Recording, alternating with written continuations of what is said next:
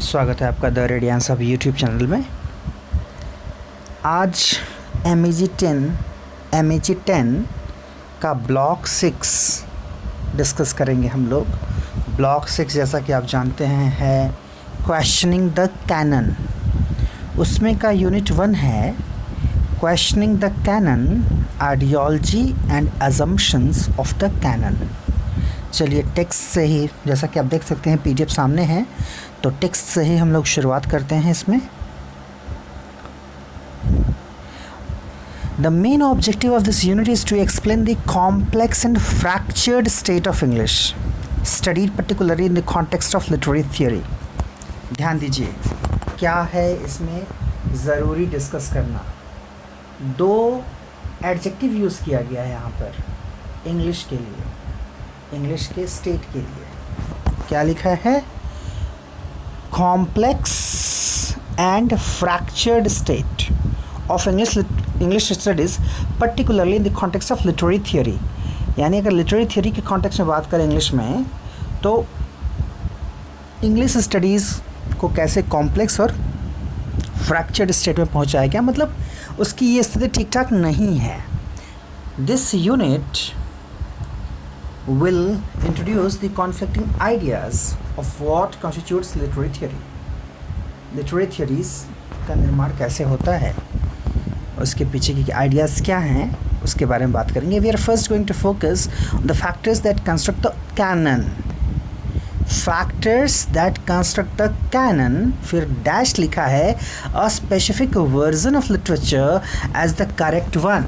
देखिए तो कैनन की डेफिनेशन यहाँ निकल कर के आ रही है आपके स्टडी मटेरियल में। कैनन क्या दिया हुआ है इनके स्टडी मटेरियल में? कैनन का मतलब दिया है a specific version of literature as the correct one.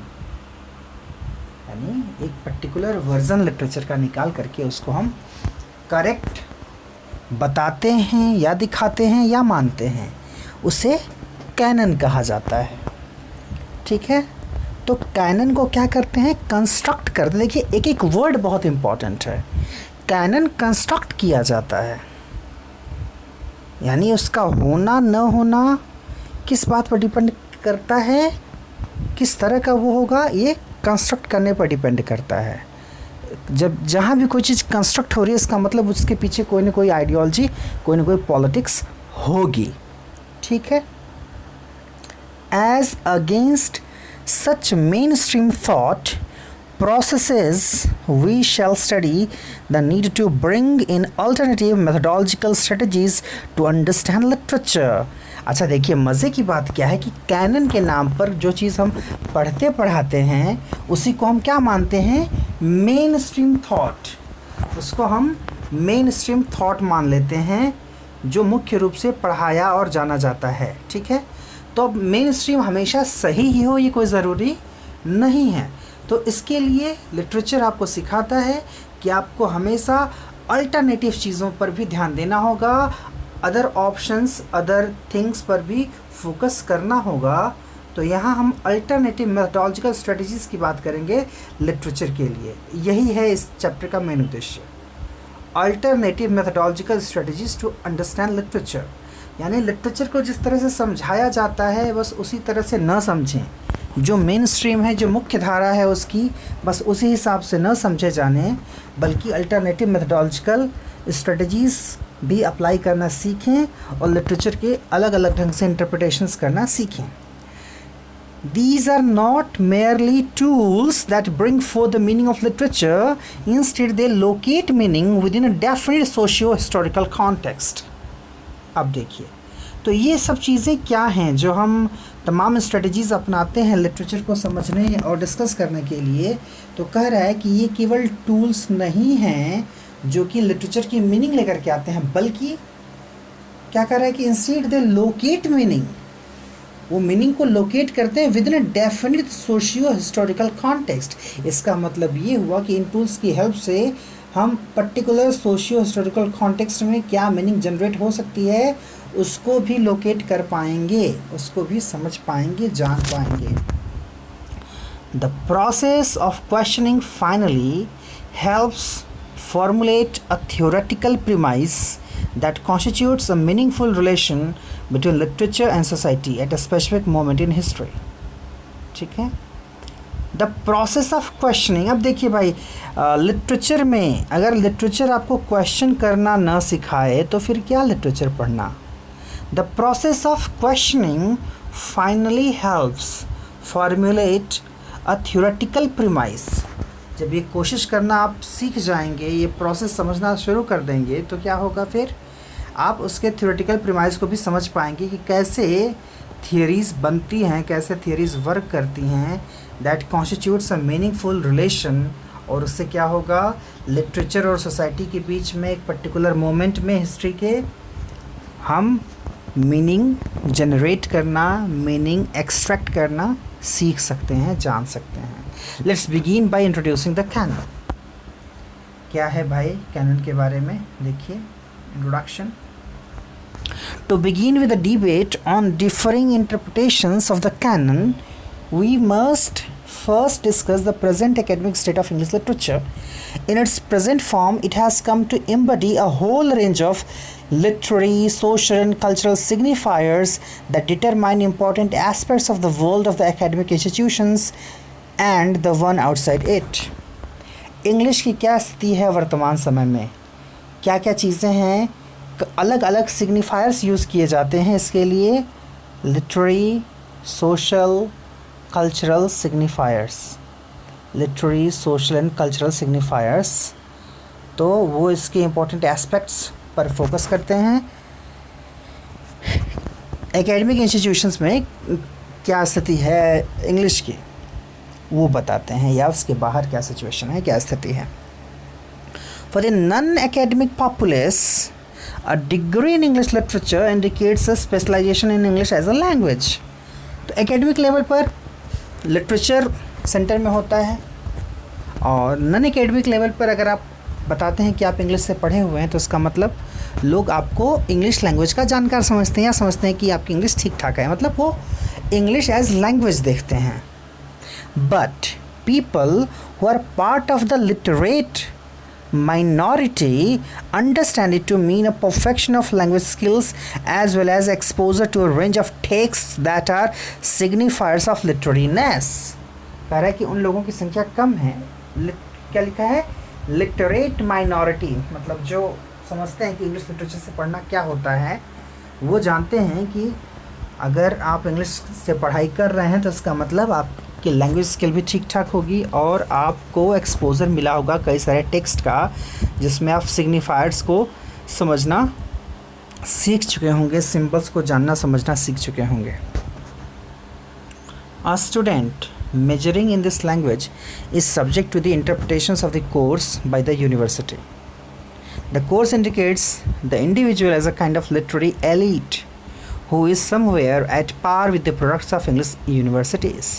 This has implications for the social setup as well. In the world outside the academic one, the students of English literature are regarded in some way as superior to the rest. खुश हो जाइए, जो आप महसूस भी करते होंगे अपने आसपास जब आप बताते हैं कि आप इंग्लिश के स्टूडेंट हैं, तो आपको किस तरह से सम्मान मिलता है, लगता है कि आप सुपीरियर हैं बाकियों से. ये भी गड़बड़ है. अच्छा देखिए मज़े की बात, हम समझते हैं कि इसमें हमारा बहुत सम्मान है. Being the non English speaker, I am telling, English is not our native language. We are studying English. It has some history, it has some reason behind it. Why are we reading English at this time? But we become more what I should say, we feel more proud in it than we feel ashamed of, in knowing that this is not our language. We should not have that much proud in this particular language, so that we feel inferior for our own native languages. ये नहीं होना चाहिए, लेकिन ये हो रहा है. ये देखिए, ये बहुत आयरॉनिकल बात है, बहुत ही अगर मैं कहूँ हास्यास्पद बात है तो भी बुरा नहीं होगा।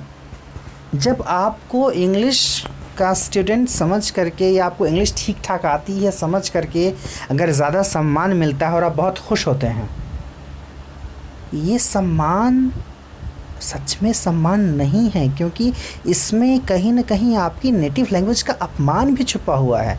Are you getting what I am saying? मैं नहीं कह रहा, ये आपका स्टडी मटेरियल भी कह रहा है। मतलब ये है कि यही तो आइडियोलॉजी स्प्रेड करनी थी उन सबों को कि आप इंग्लिश पढ़ने बात करने में प्राउड फील कर रहे हैं, और आप कर रहे हैं। और आप हिंदी न जानने में आपको शर्म नहीं आती, या आपकी जो मदर टंग है समटाइम्स उसको न जानने में, उसकी अच्छी कमांड न रहने में आपको कोई शर्म नहीं आती, आपको कुछ बुरा नहीं लगता, आपको लगता ठीक है क्या समय की मांग है। समय की मांग अलग चीज़ होती है, अपनी पहचान अलग चीज़ होती है। अपनी पहचान को बेच करके समय की मांग पूरी करना भी सही नहीं है। उन सबों ने तो खैर यही सिखा दिया। तो in the world outside the academic one, the students of English literature are regarded in some way as superior to the rest. These are the biases. क्या है? Biases generated by the canonical readings of a course modeled on the ways of the West. हाँ? West का ये कि ये सोची समझी साजिश है, चाल है, ये biasness है जो फैलाया गया है बाकायदे वेल प्लान्ड मैनर में। One of the ways of attacking these established ideas is by reformulating the course in English by adapting it to a specific context. कह रहा है कि इसको हम ख़त्म कैसे कर सकते हैं, इस पर आक्रमण कैसे कर सकते हैं, अटैक कैसे कर सकते हैं, अगर हम इंग्लिश को अडेप्ट करा दें अपने स्पेसिफिक कॉन्टेक्स्ट में। यानी सिलेबस क्या होना चाहिए ये हमारे हाथ में रहे। Another way would be way to question the assumptions of the canon so that resistance can be made part of the process of studying literature in English. और साथ में अगर जो कैनन बना करके रखा गया उसको क्वेश्चन करना हम शुरू करें, ये प्रोसेस डेवलप करा दें तो कुछ हो सकता है। For the moment, however, we'll focus on the later. The study of English literature is a study of the English language as understood in the context of England. शुरुआत में समझा जाता था इंग्लिश लिटरेचर पढ़ने का मतलब इंग्लिश लैंग्वेज पढ़ना England के कॉन्टेक्स्ट में। What then is the application of a language in a context to which it did not belong to an earlier moment in history? While using English, are we, the people of the third world, aware of the nuances of the 19th century imperial policies in which it originated? वही कह रहा है, हम so called third world के लोग क्या हम समझ पाते हैं कि जिस तरह से इसको इंट्रोड्यूस किया गया हमारे देश में पढ़ने के लिए, इसके पीछे क्या रीज़न था, क्या इम्पीरियलिस्टिक पॉलिसी थी? Are we aware of this? In India today English is a second language only in name. It might not be the official language of India, but it is definitely used in some way or the other in the different state of our society. कह रहा है केवल नाम भर के लिए कह लीजिए कि इंग्लिश सेकंड लैंग्वेज है, लेकिन स्थिति ये है कि इसको प्रेफरेंस ज़्यादा मिलती है और अलग अलग स्टेट ऑफ सोसाइटी में हम देखते हैं इसका यूज़ काफ़ी है. इट माइट नॉट बी, अगर नहीं भी होती तो भी इंग्लिश जो है ऑफिशियल लैंग्वेज इंडिया की, I think it is there, obviously we use it. We are not trying to suggest the impossibility of the introduction and use of a new language in a context other than where it is the main language. Still, what we are doing is trying to make the third world user, that is us, of this language conscious of the implications of language uses.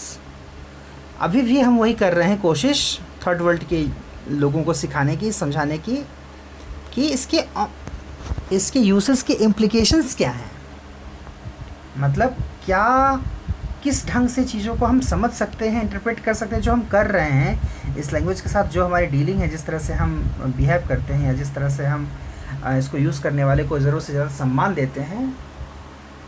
देखिए, सम्मान देना किसी को गलत नहीं है, बशर्ते अगर उसके अलग हम नेटिव लैंग्वेज स्पीकर को या नेटिव लैंग्वेज के सपोर्टर को हम उतनी वैल्यू नहीं देते, ये गलत है.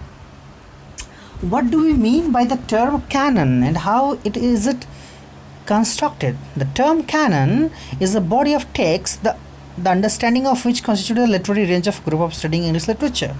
देखिए यहाँ पर फिर से दिया है कैनन के बारे में.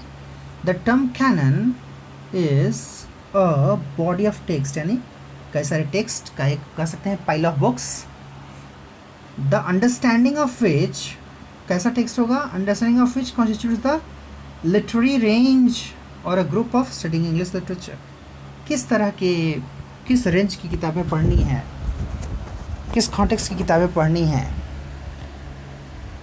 वो उनका जो एक कह लीजिए कि जो टेक्स्ट, बॉडी ऑफ टेक्स्ट है, उसको कैनन कहा जाता है.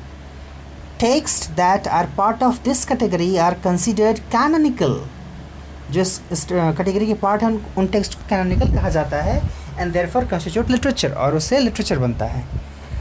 On the other hand, text outside the canon can be referred to as a popular fiction or some other alternative genre.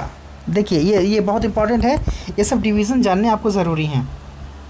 कह रहा है इससे अलावा यानी कैनन के बाहर का जो लिटरेचर है उसको हम पॉपुलर फिक्शन कह सकते हैं और सम अदर अल्टरनेटिव जॉनरा, या कोई और नाम उसको दे सकते हैं. जैसे यहाँ पर मैं बताऊँ आपको, अभी भी हमारे देश में चेतन भगत, जो कि एक ठीक ठाक राइटर है इंग्लिश के, ठीक ठाक मैं भी बोल रहा हूँ, यहाँ भी मेरा प्रेजुडिस ही बोल रहा है शायद, लेकिन मैंने पढ़ा हुआ है चेतन भगत को, तो मैं समझता हूँ कि he writes in good English. I mean he writes in a way that any simple English knowing person can understand that. अब आप उनको कंपेयर करना शुरू करिएगा शशि थरूर से, टॉमस हार्डी से, D.H. लॉरेंस से, तो गड़बड़ बात है. लिख तो रहा है बंदा, लेकिन आपने उसे मेन स्ट्रीम में नहीं रखा, आप उसको कैनोनिकल राइटर नहीं मानते, मत मानिए. वो जो नावल लिख रहा है उसके हर नावल पर मूवी बन रही है, और हमारे इंडिया में 3 ही लोग तो चलते हैं, पोएट, राइटर और राइटर, एक्टर और leader.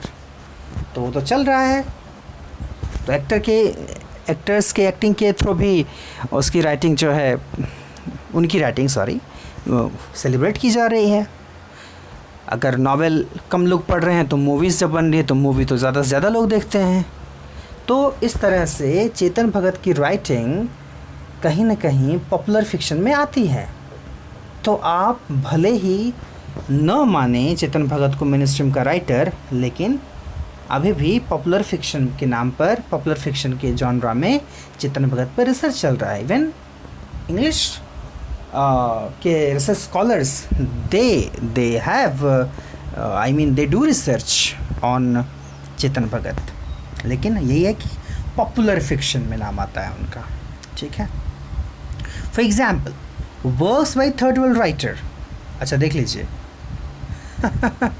Works by third world writers in English are not part of the canon. Third world writer के वर्क्स को कैनन का पार्ट नहीं माना गया. And for them separate title has to be framed. तो उनके लिए एक अलग टाइटल बनाने की ज़रूरत पड़ी. We are familiar with the debate on the identity formation of writers of the third world. Should they be grouped as post colonial literatures और कॉमनवेल्थ लिटरेचर. तो अब देखिए कैसे कैसे नाम सजेस्ट किए गए. जो थर्ड वर्ल्ड के, यानी जो कॉलोनाइज्ड कंट्रीज़ के पीपल, जब अगर वो इंग्लिश में लिखते हैं तो उसको कैनोनिकल लिटरेचर न मान करके तो क्या माना जाए? क्या उन्हें पोस्ट कॉलोनियल लिटरेचर की संज्ञा दी जाए उनके लिटरेचर को, या उन्हें कॉमनवेल्थ लिटरेचर कहा जाए? क्या कहा जाए? In all this, the canon continues to occupy a place of its own, and students studying a specialized course in English are subject to the canonicity of text, a predetermined concept that regulates the response to a given text. तो अब जब cannon में उसको नहीं रखेंगे, main stream text में नहीं रखेंगे, तो ऑब्वियस है स्टूडेंट के दिमाग में वैसे ही कॉन्सेप्ट बनते हैं और वो भी उन चीज़ों को वैसे ही लेते हैं. मैंने पहले की वीडियो में बताया कि कैसे अभी भी अगर इंडियन और अमेरिकन में बात आती है चूज़ करने की, तो ज़्यादा बच्चे अमेरिकन चूज़ करते हैं. तो अब इसमें एक कहीं ना कहीं एक जो प्रेजुडिस काम करता है. कई बार ऐसा भी होता है ना कि किसी चीज़ की वैल्यू हम नहीं समझ पाते, बिना जाने उससे हम दूर भागते हैं.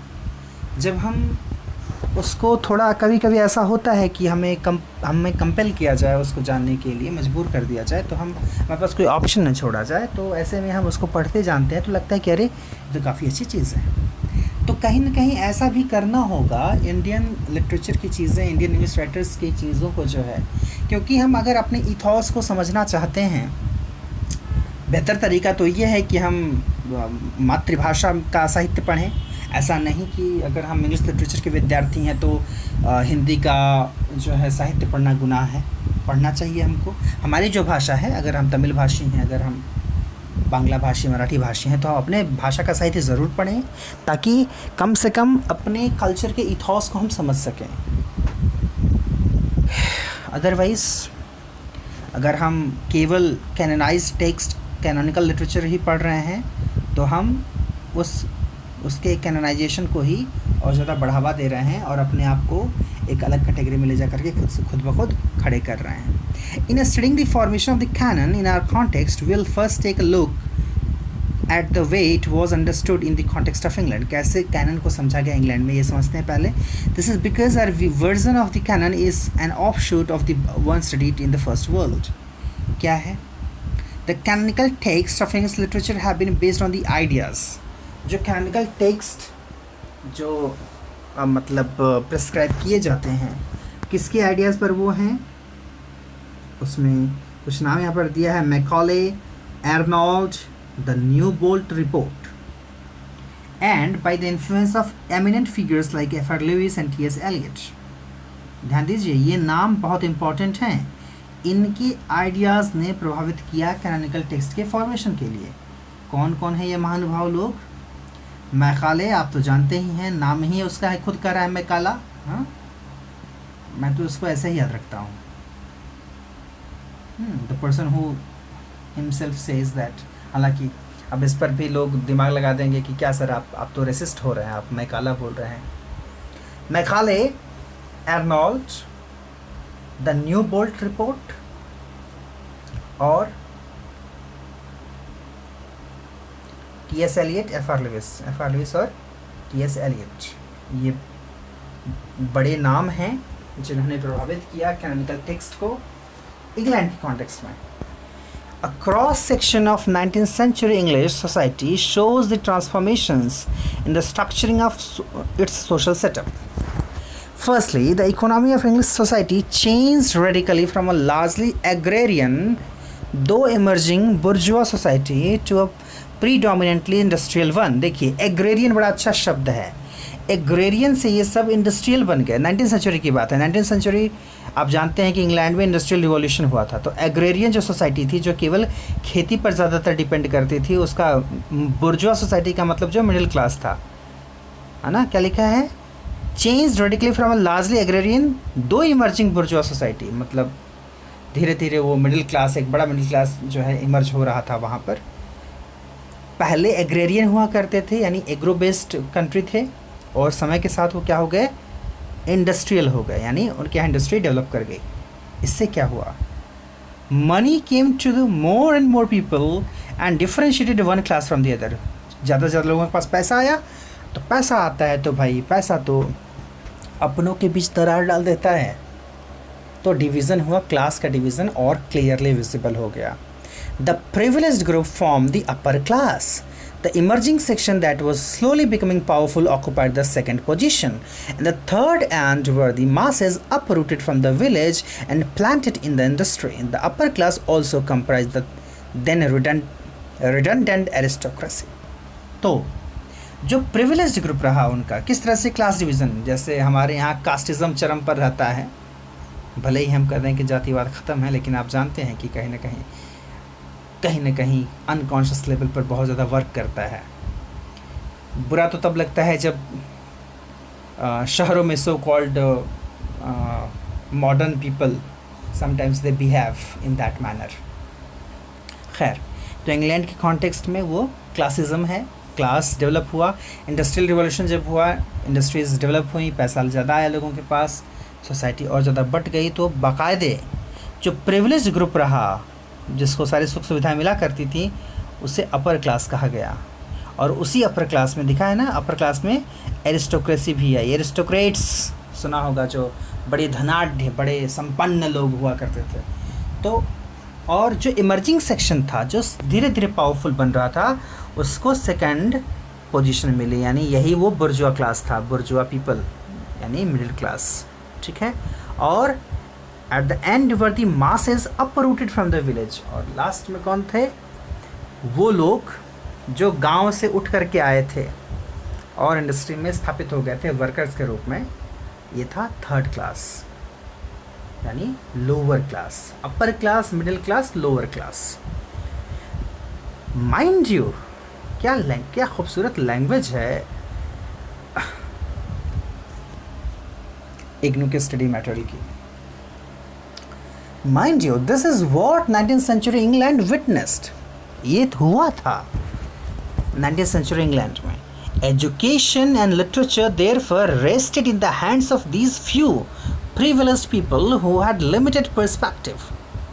तो एजुकेशन और लिटरेचर अब इन लोगों के हाथ में चला गया। जो प्रिविलेज्ड लोग थे, जो धनी संपन्न लोग थे, ये डिसाइड करते थे कि क्या पढ़ना है, क्या पढ़ना नहीं है। तो सिंपल सी बात है, देखिए सच्चाई यही कि कोई कितना भी बड़ा विद्वान हो, दो चार बड़े विद्वान और बाकी और बहुत सारी संख्या के लोग, अंतर है। 2-4 दिमाग क्या सोच सकते हैं और 10-20 हज़ार दिमाग क्या सोच सकते हैं, बहुत बड़ा अंतर है। कुछ लोगों के हाथ में जब पावर चली जाएगी क्या पढ़ना है क्या नहीं पढ़ना है इसको डिसाइड करने की, तो ऑब्वियस है कि पर्सपेक्टिव लिमिटेड हो जाएगा। But as the middle class acquired power, they also received exposure to education। तो मिडिल क्लास धीरे धीरे पावर उसने भी एक्वायर किया, जो सेकंड पोजीशन में था, उनको भी एजुकेशन का एक्सपोजर मिला समय के साथ। So then we had the formation of 2 conflicting points of view. तो इस तरह से 2 कॉन्फ्लिक्टिंग पॉइंट ऑफ व्यू मिले। The powerful group wanted to dominate the field of education, whereas the emergent middle class felt that the quality of literariness had to be passed on to more people। अच्छी बात है। तो इस तरह से upper class और middle class में एक कॉन्फ्लिक्ट शुरू हुआ। अपर क्लास को लगता था कि उनका डोमिनेशन रहे एजुकेशन पर, लेकिन जो मिडिल क्लास था उसको लगता था कि ये ज़्यादा लोगों तक पहुंचना चाहिए। Both groups had vested interest, दोनों का अपना अपना इंटरेस्ट था। द फॉर्मर यानी पहले वाला यानी जो अपर क्लास था वो क्या सोचता था? The former wanted to preserve its power whereas the latter wanted to attain it. Former already power में था तो चाहता था कि उसका पावर बचा रहे, लेकिन जो मिडिल क्लास है वो उसको गेन करना था, वो पावर उसको भी लेना था। Even though the middle class section wanted to make the system of education flexible, they had their own limitations. कह रहा है मिडिल क्लास वालों ने फ्लेक्सिबिलिटी के बारे में सोचा ज़रूर, लेकिन उनमें भी कुछ लिमिटेशंस थे। They wanted education for certain individuals only and did not allow it to filter down to the masses. यानी मिडिल क्लास वाले भी नहीं चाहते थे कि सारे लोगों तक ये पहुँचे, वो भी सर्टेन इंडिविजुअल्स तक इसकी पहुँच रखना चाहते थे। The canon was therefore formed and restructured to suit the interest of these 2 groups. This leads us inevitably to question of culture।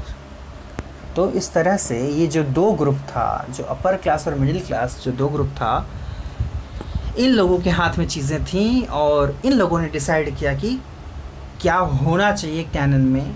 तो ऑब्वियस है कि यहाँ पर क्वेश्चन ऑफ कल्चर तो बनता ही है, क्योंकि जब ऐसे लोग कैनन डिसाइड करेंगे तो अपने हिसाब से डिसाइड करेंगे, वो अपनी बातें रखेंगे उसमें, जो वो चाहते हैं कि अगली जनरेशन सीखे, जिस तरह से उसका माइंड शेप हो, वो उन्हीं चीज़ों को इंट्रोड्यूस करेंगे। चलिए आज के लिए इतना ही, धन्यवाद।